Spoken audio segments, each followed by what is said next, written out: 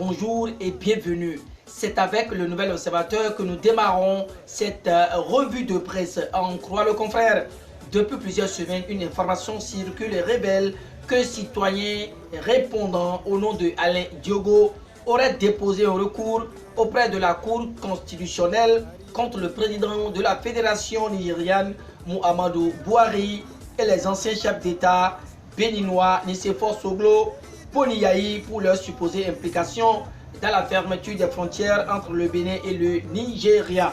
Informé, le Nouvel Observateur se demande si nous tendons vers un incident diplomatique. Faux, s'exclame le Béninois libéré avant de répondre à la question portant sur la saisine de la Cour constitutionnelle au sujet de la fermeture des frontières. D'après le journal du Aboubakar Takou, Buhari n'a jamais été convoqué par les 7 sages de la Cour constitutionnelle. Le matinal certifie cette information et mentionne que Buhari n'a jamais été convoqué. En guise de preuve, le défi d'une génération donne lecture de la requête du sieur Alain Diogo, puis affiche clairement en manchette que Soglo et Yayi n'ont pas répondu hier à la Cour. Toujours concernant la convocation de 2 anciens présidents par Djokbenou, Matin Libre trouve que plus rien n'effraie la rupture. Mais le quotidien lu à l'international mentionne que Soglo parle de plaisanterie de mauvais goût. Comment la Cour traitera le cas de Buhari, se demande Matin Libre.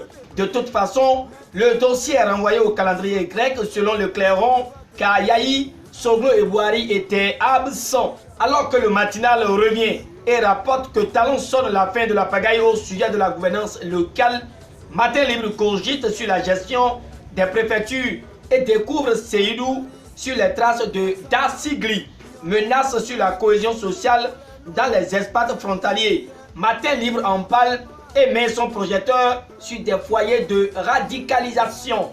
Continuons dans cette revue de presse avec La Nation qui nous informe sur la loi de finances gestion 2020, des mesures fiscales favorables au climat des affaires, écrit le quotidien du service public en manchette. Suivant Libération, quelques semaines après son adoption, le budget général de l'État gestion 2020 est déjà exécutoire sous le signe du strict respect des tests en vigueur. Rallonge notre temps le label. Lorsque le quotidien enchaîne et livre les instructions et la modalité afférente à l'exécution du budget général de l'État qui s'élève à 1986,910 milliards de francs CFA suivant le potentiel. Un tour à l'Assemblée nationale et le Soleil Levant nous apprend que les députés sont appelés à discuter d'importantes questions d'éducation en plénière demain. Diakpata à son tour confie que le gouvernement, à travers ses ministres de l'enseignement maternel et primaire, secondaire et du supérieur, s'exprime ce jeudi à l'Assemblée nationale sur les questions éducatives mais aussi commerciales. À en croire le canard, le contrôle de l'action gouvernementale reste une préoccupation de la 8e législature. Les députés se réveillent, s'exclame Info Plus qui dévoile l'appel à la suppression du 10 janvier consacré à la fête des religions endogènes.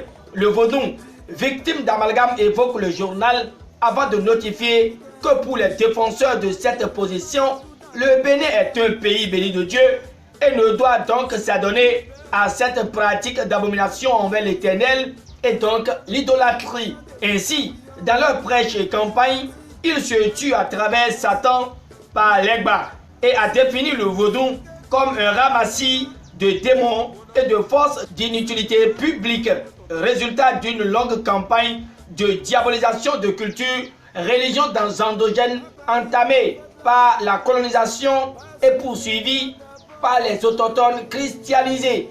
Ces appels, selon Info Plus, ne démontrent rien d'autre qu'une grave ignorance du vaudou et surtout un reniement éhonté de soi, de ses origines qui ont pourtant fait la fierté des aïeux et ont constitué leurs âmes de résistance face à l'envahisseur qui enseigne l'amour et donne la haine. Les lignes du journal Info Plus vous édifieront davantage. Championnat amateur de football du Bénin. La presse du jour fait savoir que la Ligue 3 reprend son cours ce week-end. Matin Libre parle également sport puis touche Dynamo FC de Parakou. Ici, le quotidien déjà disponible dans les kiosques rend public que Adambi et Karimou prennent les rênes. C'est avec le 15e tour cycliste international de Madagascar que Matin Libre vient fermer notre rendez-vous de ce jour et se réjouit de la belle prestation des coureurs béninois. Sadio Mané, sacré joueur africain 2019, écrit La Nation. Mesdames, Messieurs, c'est sur ces informations sportives que se referme la revue de presse de ce mercredi 8 janvier 2020 que je vous remercie d'avoir suivi. Au revoir et à demain.